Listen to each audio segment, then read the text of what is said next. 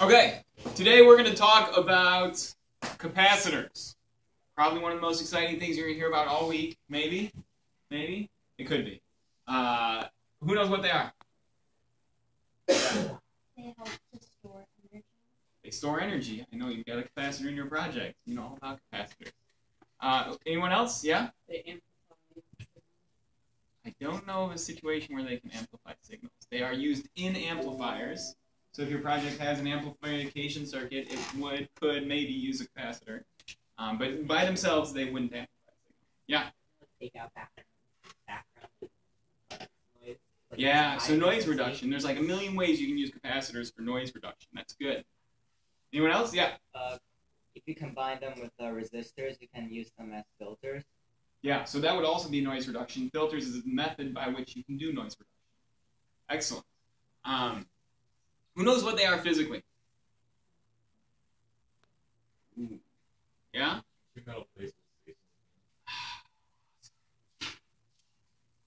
Two metal plates with space in between them. And I know you guys, so this is like a metal plate and a metal plate, and this is a wire and this is a wire. I know you guys are thinking like, wow, it took mankind like a million years to come up with that. But that's capacitance. And the answer is yes. Believe it or not, that is really hard. The next thing that we figured out was if we change this material in here, the capacitance property changes. So if you make it just air, so if it's air in between these two things, it behaves one way. But if you put some special film in here, or some mica, which is like a rock, or if you put some, what's another common thing? Mylar, there's mylar capacitors. Or if you put ceramic, there's special kinds of ceramics that you can put in here, and that changes the nature of this capacitance in a lot of ways. Mostly first, it makes it either have, for the same size plate and for the same distance, you have the same capacitance until you change this material. You change this material, like ceramics give you a little bit more than air. Some films give you a lot more. Tantalum is another type of rock that gives you really a lot of capacitance for the same size, which is great.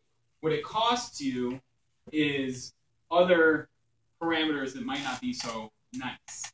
So you might have a change in capacitance, but it's harder to get energy in and out of that capacitor. We'll talk about all that in a minute.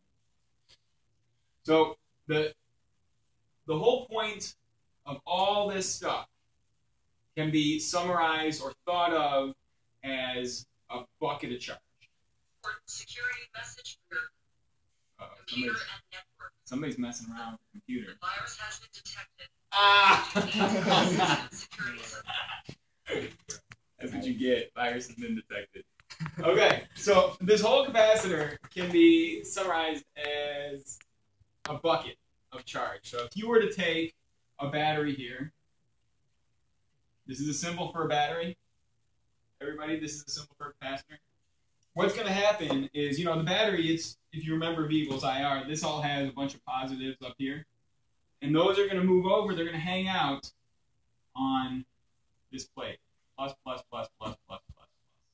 And because positive attracts negative, you're going to have a bunch of minuses down here. Minus, minus, minus, minus, minus, minus. Okay? So these, they want to come together, right? But the capacitor is keeping them apart. The closer these two plates get together, the more capacitance you get, higher. Like basically, the bigger bucket you have, or the bigger these plates are in area. Obviously, it makes sense that means bigger plates means a bigger bucket. Means you can have more electrons hanging out on this plate, wanting to jump the gap but can't. They want to real bad. They want to jump that gap. So that's fundamentally what a capacitor is. Okay. Any questions so far? Feel free to raise your hand anytime. So with this capacitor, one of the applications that we like to talk about is power supply stabilization, voltage rail stabilization, or something like that. Who knows what that's all about? Who's got a capacitor near the microcontroller in their Arduino? I don't even know. You all do. It's the same Arduino. So what happens is we have our microcontroller.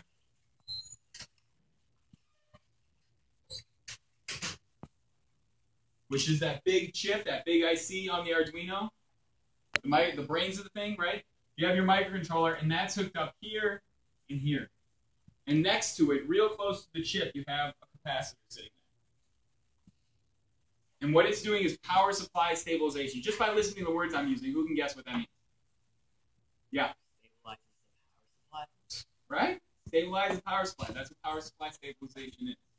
So if this guy wants 5 volts, and we'll say this is a 5-volt battery, power supply, whatever, you're going to get current going through here, right? Anytime the microcontroller needs to do something, like it wants to turn on this LED, if it wants to do that, it has to take current, right? The current has to come from here, and go down through here, and then that down to ground, right? Which ground is really back to here. Everybody following me on that? Yeah? The microcontroller says, I want to turn this LED on, so it takes the power from this 5-volt rail. Well, where does this power come from? The battery, right? The power comes from the battery, ultimately. That's got the chemicals that are funny that makes it so that there's voltage. Power comes from the battery, and it goes to the microcontroller, through the LED, through the resistor, and back to the battery, right? That's the big loop it runs. That's the electron loop. Well, what if you had a really high-powered LED and you only want to turn it on for a split second? What might happen is your voltage rail up here would be like 5 volts. So this is a little graph. And then you take a little plug of current, and it'll go, it'll dip down. So this is where the LED turns on. LED on. So it'll say, why is that happening? Why does that dip happen? Yeah. Right. So you're using voltage. Really, you're pulling current. Basically, you're saying to the battery, and this is assuming this guy's not here. Basically, you're saying to the battery, hey, I need a lot of current right now, very quickly. I gotta have it. And so you pull on, the battery's like, okay, let me see if I can make it. And the battery's got to sit there, and it's a chemical process to get it to 5 volts. So it has, for a split second, it drops down. It says, okay, fine, I'll give you your extra voltage. It droops down, and then it comes back up once the chemicals do its thing, and everything kind of regulates itself. Or when you want to turn the LED on. But you have this little dip. So what we do is we connect this capacitor, which is already charged with a big bucket of charge, right? So it's already charged with a bunch of pluses. And if you have this little dip come in, you can get a little bit of current out of there. Just pull it out of your bucket. And now, instead of having this little dip here, you still might have a little dip, but it's not going to be near as bad. Look like that. You guys see that in the back? Right, kind of small.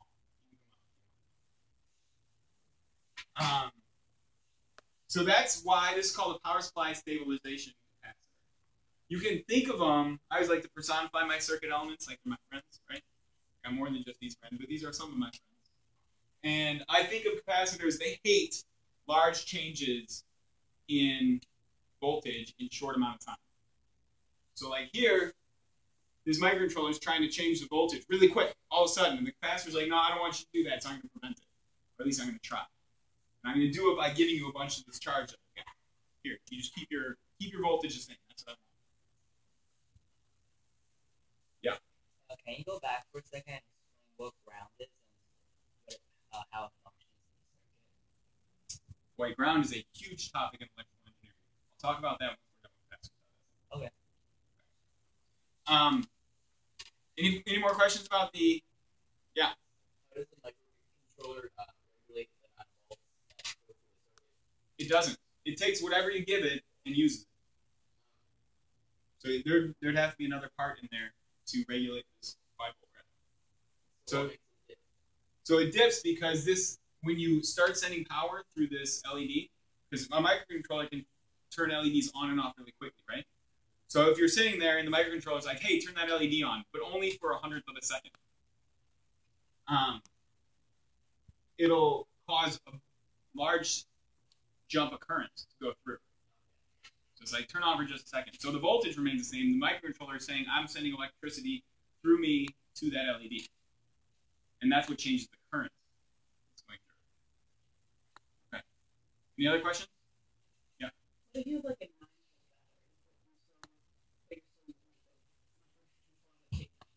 You should not be doing that. You should, if you have a 5-volt microcontroller that wants 5 volts, you should be giving it 5 volts. They have parts that can take 9 volts and bring it down to 5, and those are also included in your Arduinos. But this microcontroller should only see what's supposed to see. Yeah. How much can a capacitor? That's a function of its capacitance. So like you can search for capacitance is rated in microfarads or in farads. So like a standard power supply capacitor would be like 1 microfarad. This is a mu. 1 microfarad. Mu.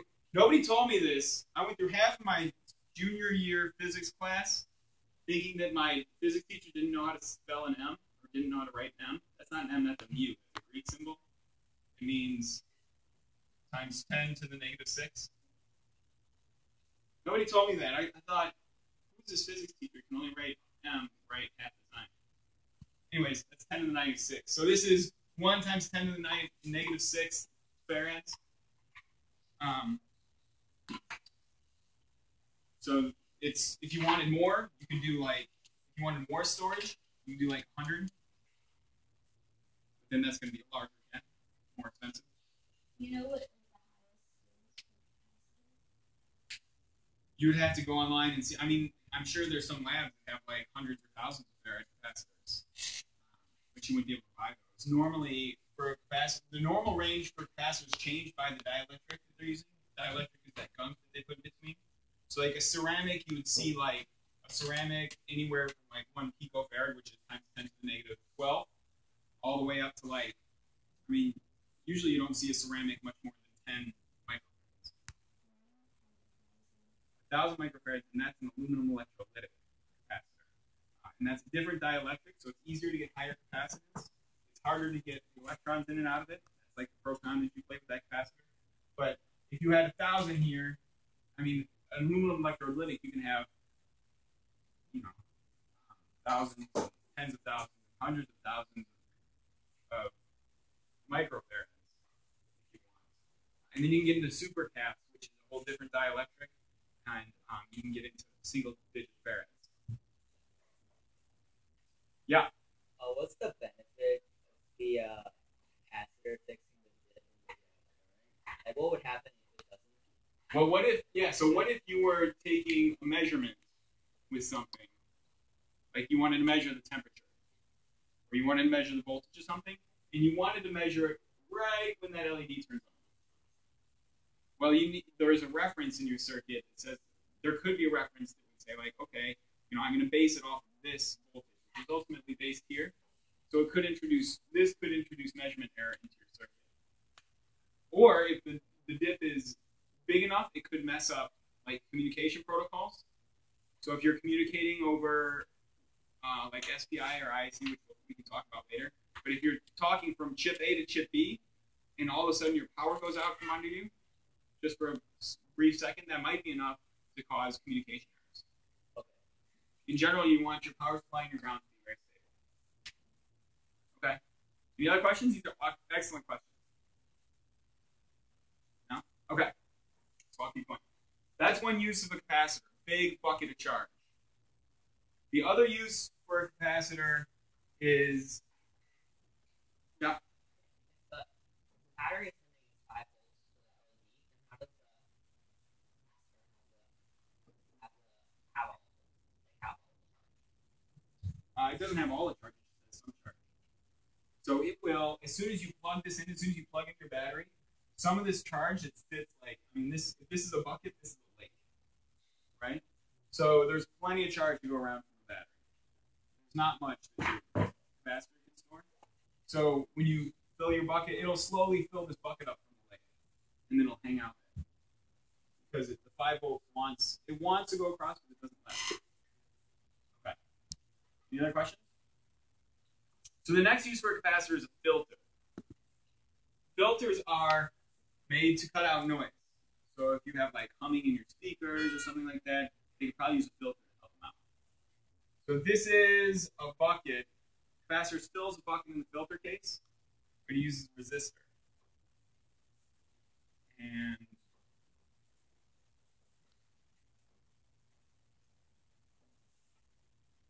capacitor knows what this is. Nice. You have your resistance here. Okay. So this is called a low-pass filter. And the reason it's called a low-pass filter is if you put, I'm going to make a sign here. If you guys don't know what I'm doing, you do that. This is an AC waveform, which means this is a DC waveform, so it's just solid 5 volts all the time.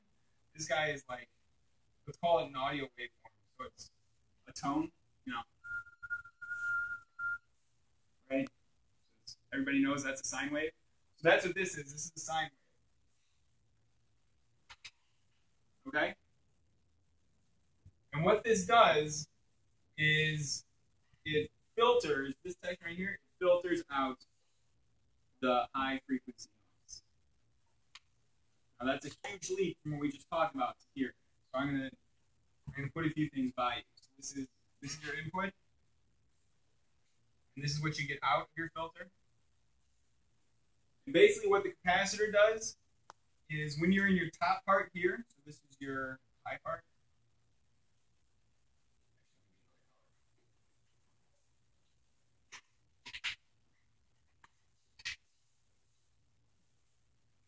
So this section here, this is the section where this is basically a battery. It looks just like this does, just a different place. And what's happening is current's flowing into here, and it wants to fill this up, right? It wants to make plus, plus, plus, plus, plus, plus, plus, plus. Follow me? And those pluses want to make minus, minus, minus, minus, minus, minus, minus, minus. And then down here, this section, it wants to flip it. So it wants, because this is now negative, it's like putting your battery backwards with your negative voltage. It wants minus, minus, minus, minus, minus, minus, minus, minus, minus, and then plus, plus, plus, plus, plus, plus. Everybody follow me there? So it's kind of flipping back and forth. That's what a sine wave does. So what this looks like is here there's current going in, right? And then here there's current going out, right? Because you're going from, your bucket is full of pluses, and then you dump your full bucket of pluses up and you fill it up with minuses. Well, that actually looks like the exact same as if the current was flowing through the capacitor, back and forth. Just because these are the same pluses and they come in and out, it looks like, to this wire, it looks like I'm sending current down, and I'm sending current up. Down and sending current up. So if you move it fast enough, this wire sees current going through, and this looks like a short to ground. That's a big step. We're talking like college level. You guys should be paying me $40,000 a year to say that. Big step, right? So, who's got questions?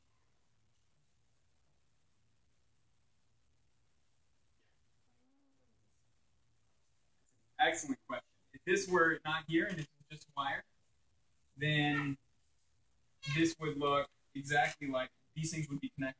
So your output would look exactly like the input. But with the resistor, when you put voltage across a resistor, what happens? V equals IR, right? When you put current through a resistor, V equals IR. So if there's V equals IR, that means you're going to have some voltage across here. Right? So that means your output will be at least somewhat lower than this. And that's really where the magic comes in with this filter. Is if you have this resistor here with some voltage across it, this output looks like either the input or it looks like ground, depending on how quickly you're putting things in and out of there. Yeah. So if I were to put charge in and take charge out, and I was going to do it fast enough so that this bucket never fills up, not ever, then it'll look like, since the charge is going in and the charge is coming out, what's the difference between this and ground? Because all the ground does is take charge and release charge, right? But this bucket is sitting there taking charge and releasing charge. So it looks exactly the same. So this thing will be at 0 volts because all of the current from this guy, all of the voltage from this guy is going straight into this capacitor and then back out. And so this output, instead of getting any of that charge, this output just sits there and has like this little tiddlywink signal because all of the current is going in and out of this capacitor.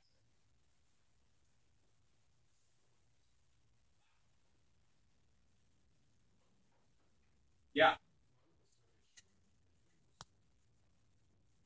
So if you connect any 2 points with a wire, it's always going to be at the same voltage.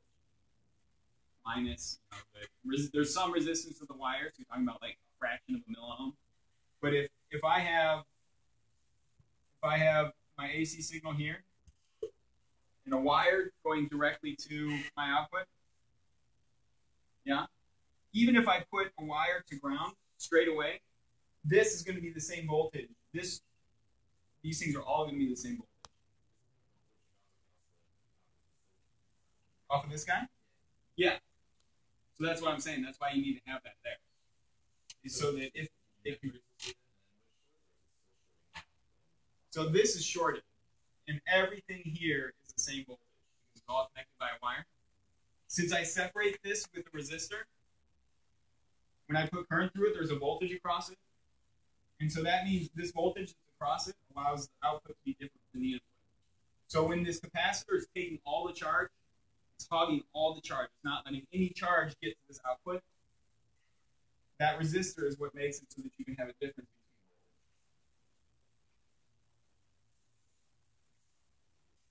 voltage. What other questions do you guys have? Yeah.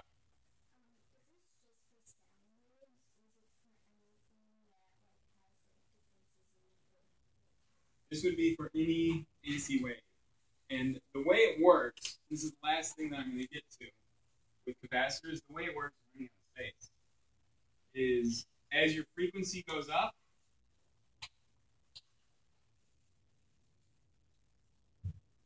with this circuit, your output goes down. Because as your frequency goes up, you have smaller and smaller amounts of charge that you're putting in and taking out of the bucket. So there's a better chance that you're not going to fill up your bucket. And there's a better chance that this is going to look like ground. Yeah. Yeah, so we'll talk about ground in a second. Any other questions about this? You guys just want me to talk about ground all day? I can do that. Electrical engineers, they can talk about ground forever and ever and ever. How many people have heard their instructor say, "Ooh, it could be a grounding problem"? Yeah, 1, 2, 3. Yeah. Ooh, it could be a grounding problem. Boy. Any more questions? I'm gonna erase this. Give me game over. Watch the video. Yeah. So let's say I had something that was giving me and I put a resistor and then a capacitor, it would come out as like an even voltage. More even, depending on where you are in this curve. So it'll come out, yes, it'll come out like even if you're here, but it won't be even here, but it would be higher. Questions? No more questions about capacitors? Yeah. If you have the same configuration for the low pass filters, would it work still with DC current? So DC current is by definition a low frequency signal. What's the frequency of this? 0, right? It never changes. So that means your low pass filter would just let all of that through because you fill up this bucket and then that capacitor until the signal changes. That capacitor it's not even. So yes, it will. This will work at DC, and it will let all of the voltage straight through. Because at low frequencies, you get output about the same. Okay, no more questions, capacitors? Good. You can stop it.